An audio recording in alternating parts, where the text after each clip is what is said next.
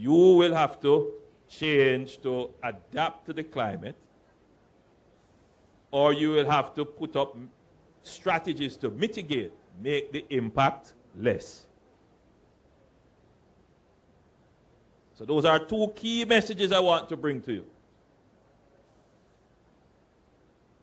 My other message is, so if it is the case that the climate is changing, and yes, there is, the global institutions trying to slow down climate change, but more on that.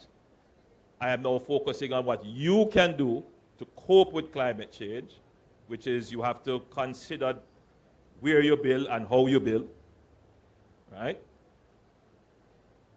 But I think we all have to accept that in our lifetimes and in our future, we are going to be hit by another disaster. There is going to be another disaster.